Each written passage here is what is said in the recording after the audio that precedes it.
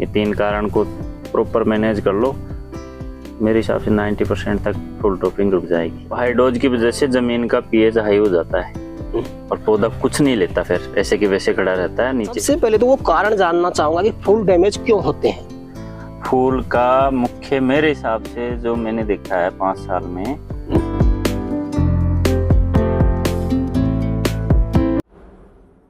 किसान भाइयों नमस्कार। तो साथियों, आज का जो वीडियो मैं बना रहा हूं वो आप सभी के कमेंट को लेकर के बना रहा हूं। मैंने आप सभी के कमेंट को रीड किया, उसमें मैंने पाया कि सबसे ज्यादा किसान भाई को जो समस्या आती है भाई साहब, वो आती है फूल ड्रॉपिंग की। उसमें चाहे ओपन फील्ड का खीरा हो, मिर्ची हो या फिर टमाटर की क्रॉप हो, चाहे आप पोली हाउस में टमाटर की खेती करते हो या फिर खीरे की खेती करते हो, सबसे ज्यादा समस्या किसान भाई को आती है फूल ड्रॉप हो जाते हैं, फल डैमेज होने लग जाते हैं। और किसान भाइयों, अगर आपने फूलों को नहीं रोका, फल डैमेज को नहीं रोका, तो आप खेती से प्रॉफिट नहीं कमा सकते, सिर्फ आपको लॉस होगा। और वही किसान भाई कमेंट करते हैं कि यार खेती में सिर्फ लॉस होता है। तो मैं मानता हूं कि वास्तव में लॉस उन किसान भाई को होता है जो इसके बारे में, जिनके पास में जानकारी नहीं है, आधी अधूरी जानकारी के साथ में वो खेती करते हैं और खेती से काफी ज्यादा लॉस उनको हो जाता है।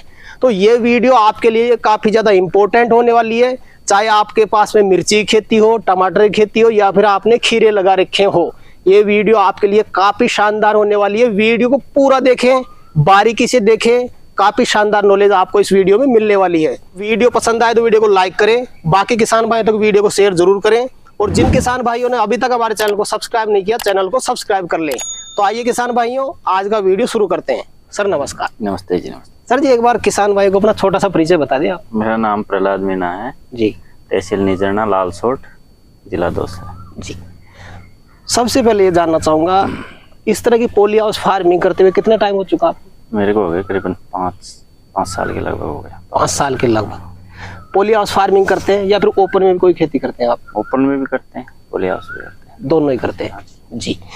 ये जो क्रॉप आपके खीरे की हो चुकी है, इसका थोड़ी डिटेल में लेना चाहूंगा। कितने दिन की हो चुकी है ये क्रॉप? ये हो गई करीबन 2 महीने की हो गई। 2 महीने की? हाँ जी, 2 महीने। पोली हाउस जो अपना ये लगा हुआ है 1 एकड़ का है?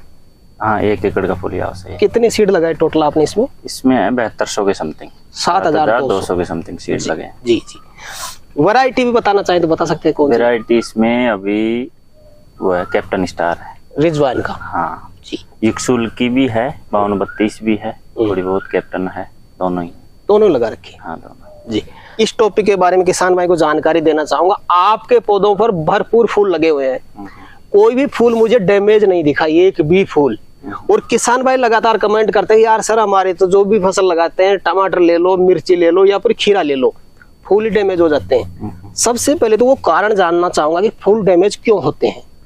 फूल का मुख्य मेरे हिसाब से जो मैंने देखा है 5 साल में, तो मुख्य कारण है एक तो फर्टिगेशन का।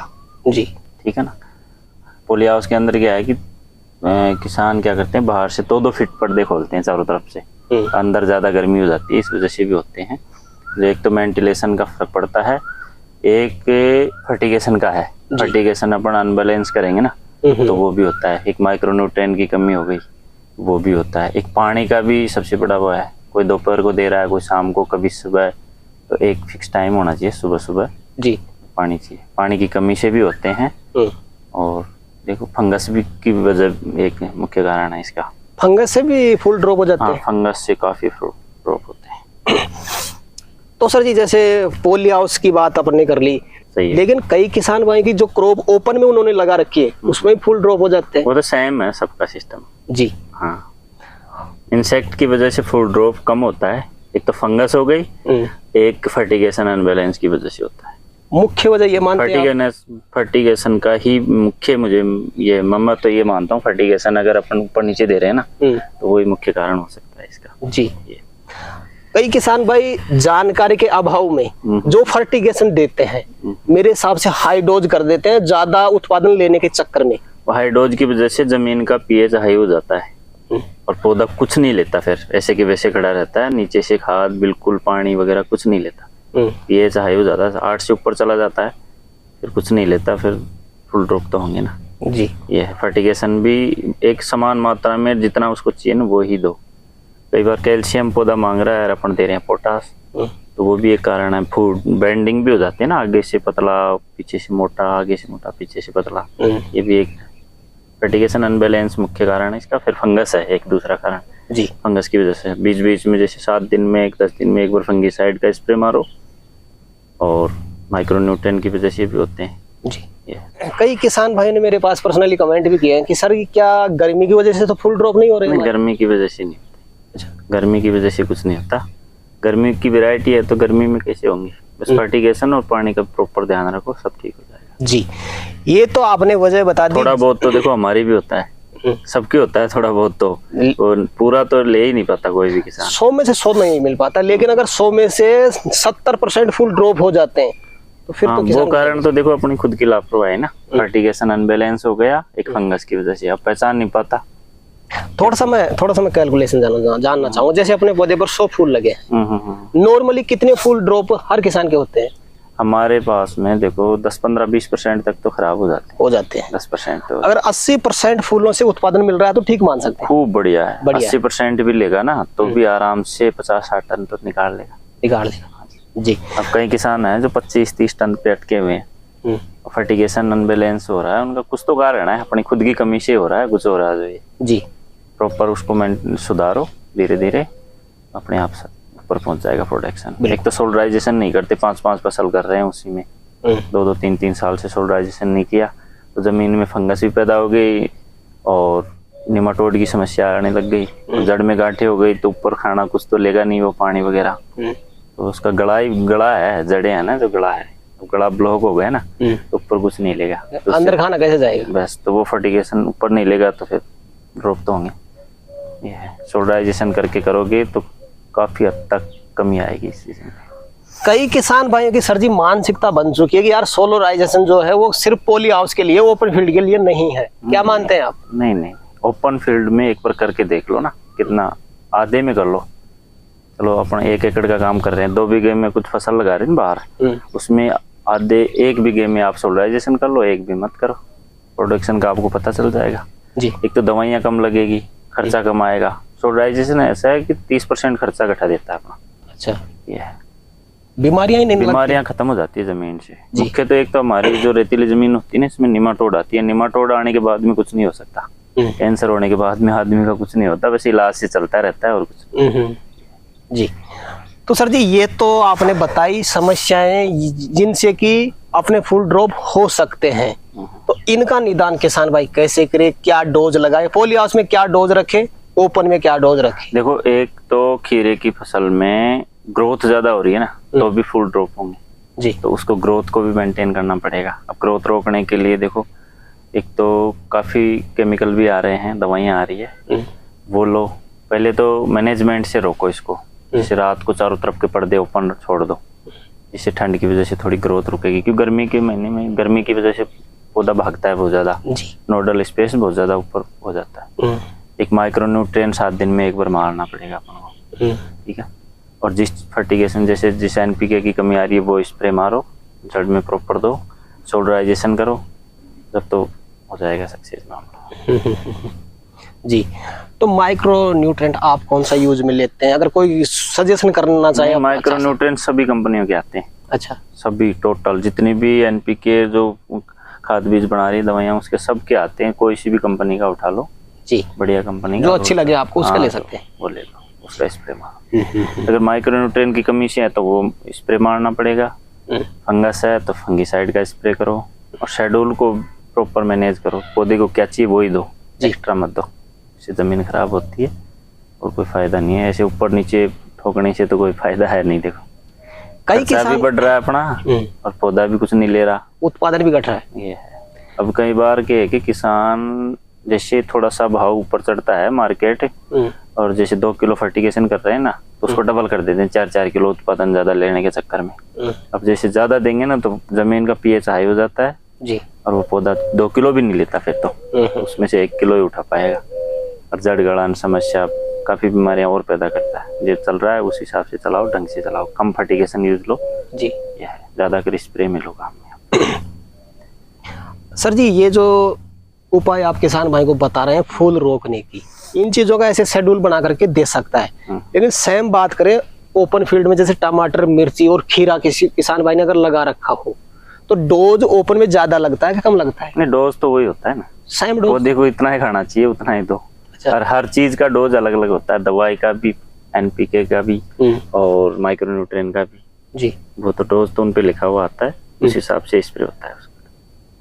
बाकी और कौन सी समस्या है, उनका निदान किसान भाई कैसे कर सकता है, कैसे फूलों को रोक सकता है? बस यही है, एक तो फंगस की वजह से खराब होते हैं, एक माइक्रोन्यूट्रिएंट हो गया, एक अपना जो फर्टिगेशन अनबैलेंस कर रहे हैं ना अपन, ये है मुख्य कारण। तो ये 3 कारण को प्रॉपर मैनेज कर लो, मेरे हिसाब से 90% तक फुल ड्रॉपिंग रुक जाएगी। उसके अलावा एक समस्या आती है कि फल जो है ना वो सड़न पैदा हो जाती है, फल सड़ने लग जाते हैं। सड़ने का कारण यही तो है, फुल ड्रॉपिंग और सड़का। एक सड़ने का तो जो सड़ रहा है ना सफेद, वो फंगस की वजह से सड़ता है। अच्छा।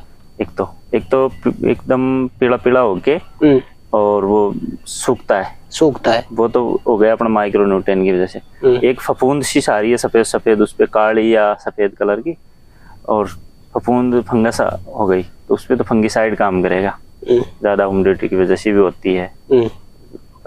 तो जो फल सूख रहा है उसमें समस्या अलग है, और सड़न है उसको पहचानने की वो होनी चाहिए बस। ये माइक्रोन्यूट्रिएंट की कमी है या एनपीके की है या पानी की कमी है जी, या फंगस से हो रहा है। फंगस से हो रहा है तो ये अलग बात है। कई बार किसान भाई को आधा फल बन जाता है, उसके बाद में सूखने लग जाता है। वो कारण है फंगस की वजह से होता है। अच्छा। आधा फल बन गया, उसके बाद में सूखता नहीं है, सड़ता है आगे से। आगे का सिरा सड़ने लग जाता है। सड़ने लग जाता है तो फंगस है जी, फंगस की वजह से होता है। उसमें फंगिसाइड स्प्रे मारना पड़ेगा। तो जैसे फंगिसाइड का स्प्रे अपन पूरे पौधे पे कर देते हैं तो जो नेक्स्ट फल बनेंगे वो पूरे बनेंगे, वो भी जहाँ तक थोड़ा बहुत होगी तो कवर हो सकता है, रिकवर हो सकता है, वो रिकवर हो जाता है। जी जी। ये है सर जी, खास करके देखो अभी के टाइम पे मिर्ची भी चल रही है, टमाटर भी चल रहे हैं, खीरा भी चल रहा है, पॉली हाउस में भी, ओपन में भी। कोई मुख्य चीज गर्मी के टाइम पे किसान भाइयों को आप सजेस्ट करना चाहेंगे, ये चीज का मुख्य सावधानी बरतें, ध्यान रखें और ज्यादा उत्पादन किसान भाई ले सकता है, तो एक बार जरूर बताएं। देखो, अंदर का खीरे का तो यह है कि टेम्परेचर मेंटेन करो ढंग से, बस ह्यूमिडिटी नहीं होनी चाहिए ज्यादा, ना ज्यादा टेम्परेचर। इनको 25 से 30 डिग्री 35 डिग्री चाहिए, इतना ही टेम्परेचर दो। प्रॉपर वेंटिलेशन करो, चारों तरफ के पर्दे पूरे ओपन करो जिससे हवा आर पार निकल जाए इनमें से, पौधों के ऊपर से, जिससे सड़न भी कम होगी, फंगस भी कम आएगी। ज्यादा ह्यूमिडिटी होगी तो फंगस आएगी जी। कितनी बार हार्वेस्टिंग कर ली करीब आपने? इसमें अभी हुई है 3-4 बार, चौथी तुड़ाई आज चल रही है आपकी। हाँ जी। करीब 1 एकड़ से एक बार में कितना माल हार्वेस्ट कर रहे हो अभी के टाइम? अभी अपने जा रही है करीबन 22 केजी के हिसाब से 70, 50, 70, 80 थैली जा रही है जी। हाँ। टन में थोड़ा कैलकुलेट करें तो कितना माल? टन पूरा लगभग हो जाएगा अपना 50, 60, 70 तक चल जाता है पूरा कैलकुलेट करें तो। पूरा लास्ट तक अगर करें तो 50 से 70 टन तक तो ले चुके हैं माल। थोड़ा मैं इसको आसान भाषा में समझाना चाहूंगा। जैसे मान लो गर्मी की फसल है, ये रोज तुड़ाई होती है? रोज भी तोड़ते हैं हम तो, एक दिन का भी गैप भी दे देते हैं जी। लेकिन गर्मी में अभी तो रोज तुड़ाई होती है। फर्स्ट हार्वेस्टिंग से कितने दिन चल जाती है ये क्रोप? 2-2.5 महीने तुड़ाई चल जाती है जी। गर्मी में नहीं चलता, इतना ही चलता है।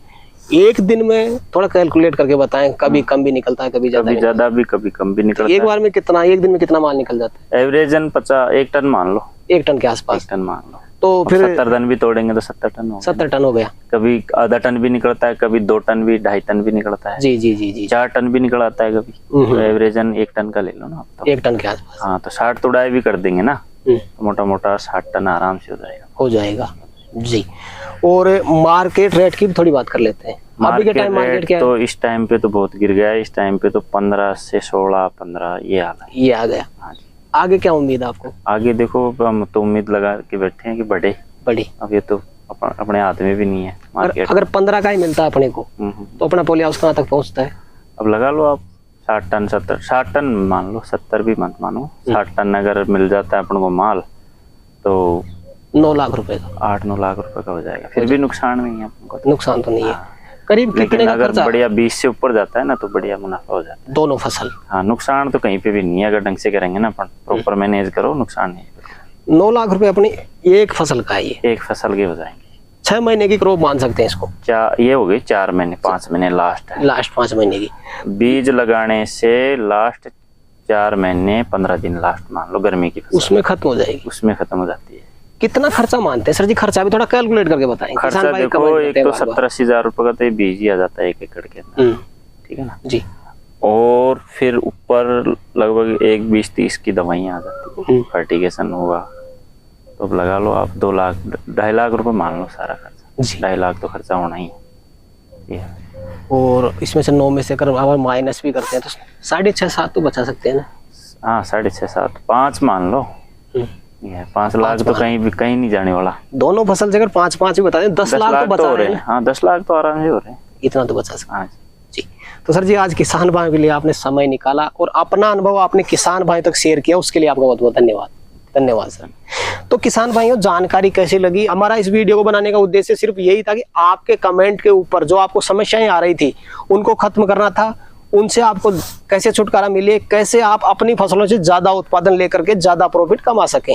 तो वीडियो पसंद आए तो वीडियो को लाइक करें, बाकी किसान भाई तक वीडियो को शेयर जरूर करें, और जिन किसान भाइयों ने अभी तक हमारे चैनल को सब्सक्राइब नहीं किया, चैनल को सब्सक्राइब कर लें। तो किसान भाइयों, आज के लिए इतना ही, मिलते हैं नई वीडियो में, तब तक के लिए जय जवान जय किसान।